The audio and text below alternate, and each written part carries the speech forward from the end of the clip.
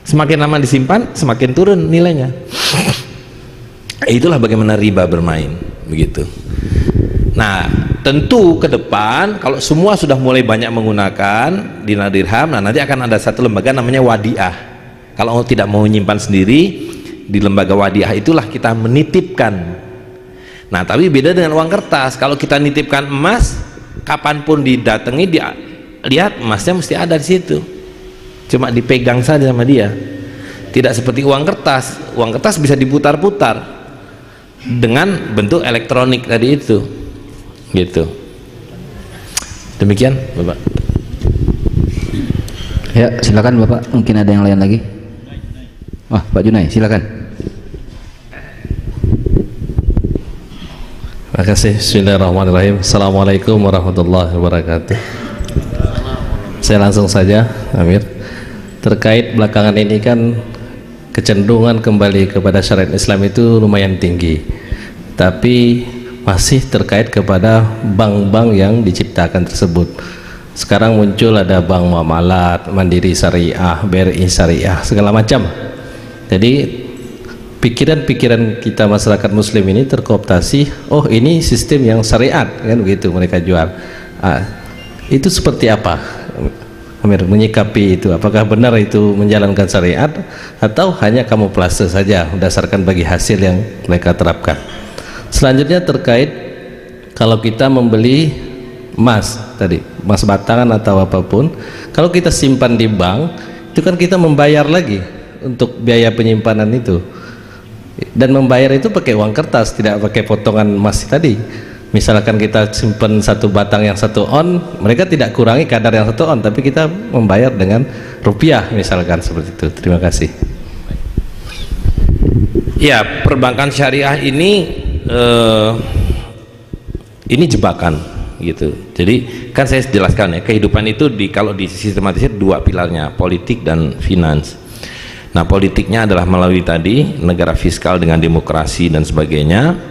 Nah, ekonomi dengan perbankan dan uang kertas.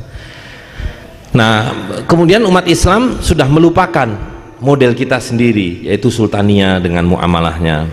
Lalu mereka memikirkan bagaimana supaya umat Islam ini bisa menerima.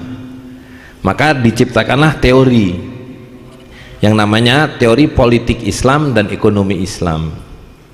Tapi sebetulnya teori ekonomi Islam dan politik Islam itu hanya kamuflase, hanya istilah-istilahnya saja yang digunakan. Jadi partai Islam, konstitusi Islam dan seterusnya, itu hanya sebutan saja. Nah, dalam bidang ekonomi pun begitu. Ada bank, mereka bilang ini ada bank Islam. Ada asuransi, di sini ada asuransi Islam. Dulu Pak Harto menolak istilah Islam, dipakailah istilah syariat. Jadi bank syariat. Dulu mau disebutnya sebagai bank Islam, Pak Harto nggak mau.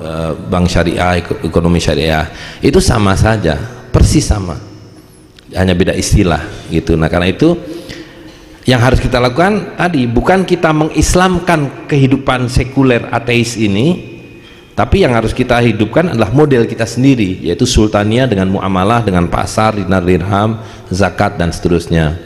Dan kita tidak konfrontatif karena kita tidak melawan siapa-siapa. Kita bukan anti pada sistem ini. Kita bukan mau melawan sistem ini, tapi kita mentaati perintah Allah SWT dengan menjalankan apa yang harus kita jalankan. Ini nanti karena batil runtuh sendiri. Allah SWT menyatakan hadirkanlah yang hak, maka yang batil akan sirna. Nah, hari ini yang batil merajalela karena kita yang menghidupi, kita yang menyuburkan, kita terlibat di dalamnya, kita membiarkan dan seterusnya. Nah, jadi ringkasnya bahwa semua yang disebut dengan label syariah itu bohong belaka. Kan tidak ada puasa syariah, tidak ada haji syariah, tidak ada sholat syariah. Yang ada sholat atau nggak sholat, puasa atau tidak puasa. Nah, begitu ya dalam ekonomi, yang ada ekonomi atau muamalah, gitu. Tidak ada ekonomi syariah. Nah, adapun sekarang masa transisi seperti saya sampaikan, kita kan tidak seperti membalik tangan. Semua ini akan terus berjalan, tapi kita memulai seperti Rasul SAW ketika diutus, kan tidak vakum. Rasul SAW diutus dalam hegemoni Romawi dan Persia.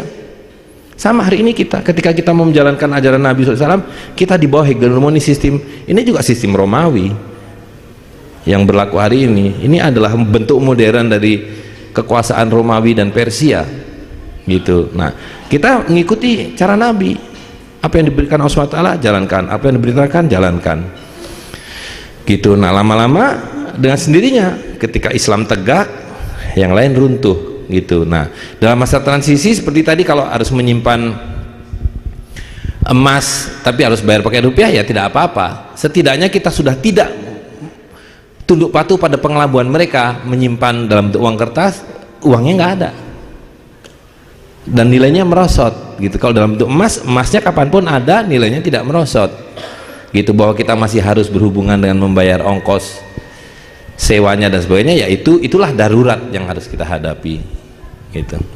Demikian. Mungkin ada lagi?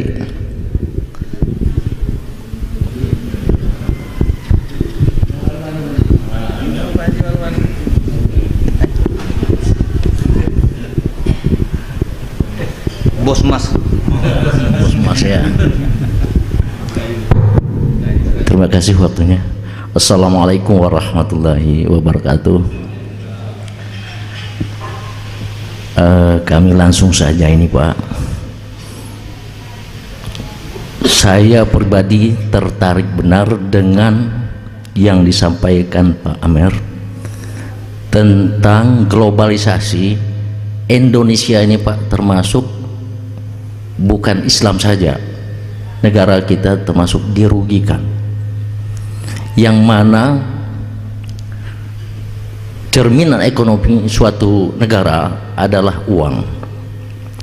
Kita sudah berada, senang tidak senang, di dalam sistem yang tidak kita bisa mengelak, sistem yang sudah diakui alat ukur, alat pembayaran adalah berupa kertas. Jadi kalau kita mau, ini dikatakan tadi itu bahwa batil atau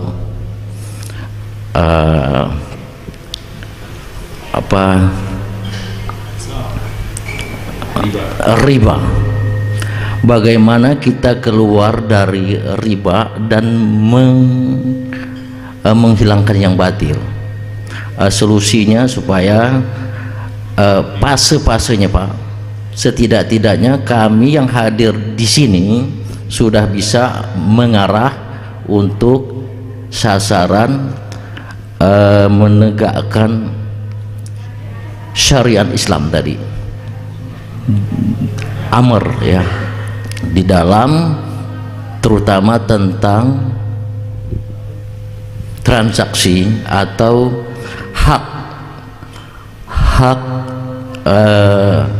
hak kekayaan tadi Pak.